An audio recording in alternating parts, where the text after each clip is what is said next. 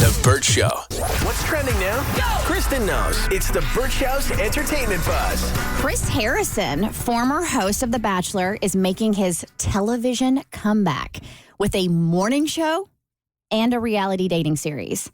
So it's been almost 3 years since he parted ways with the Bachelor franchise. If you remember, there was an issue over one of the bachelorettes going to a plantation party her sorority threw a couple years prior.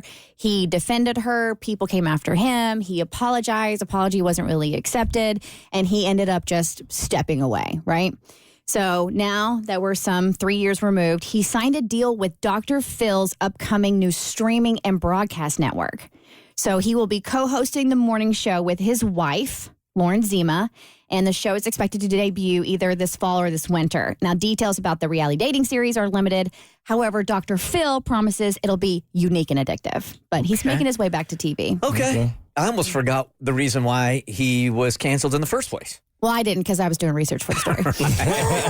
I forgot about him altogether. Yeah. So people definitely weren't forgetting about him then. And he was very open. It was like this past year, he opened up about what that experience was like and living through it, and that it was really hard on he and his wife, and the fact that he apologized, but people weren't accepting his apology. And what was the reasoning again? So one of the bachelorettes from the show, picture surfaced, or somehow it got outed that she went to a plantation style party with like a fraternity or sorority, and he basically defended it and said it wasn't that big of a deal and it was a long time ago, when in actuality it was just a couple years ago. So people were mad that he didn't condemn that type of party and were accusing him. They're not accusing him of being racist, but just saying it was very tone deaf and that you should not have come to her defense. Like, it was wrong for them to throw a party like that. So in his apology, was he apologizing for coming to her defense, or was he apologizing I mean, he owned all of it. If I remember correctly, his apology was like, I shouldn't have defended her. It was wrong what she did. Not looking back, like he was like, he very much took a hard stance as far as like, that is wrong. I was wrong. But people, like, the damage was done and they just weren't really looking to forgive. Got it. All right, Adam Sandler and Margot Robbie topped the Forbes list of highest paid actors from 2023.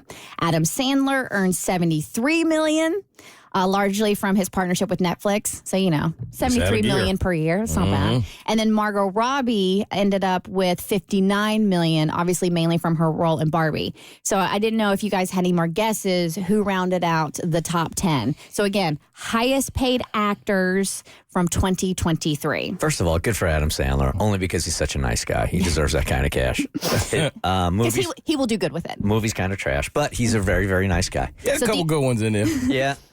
These are all movie stars that are in the top 10 as far as highest paid actors from 2023. Dwayne Johnson. No. Really? The Rock's not in the top 10. That's shocking. That is kind of shocking. Most of them are white men. Okay. Ryan Reynolds. Ryan Reynolds, no, but there is another Ryan. Gosling. Yes. That makes sense. Because of Barbie. Leo. Leonardo DiCaprio, yes. He is on there. Made $41 million last year. There is one black actor on there. Kevin Hart. No. He's your favorite.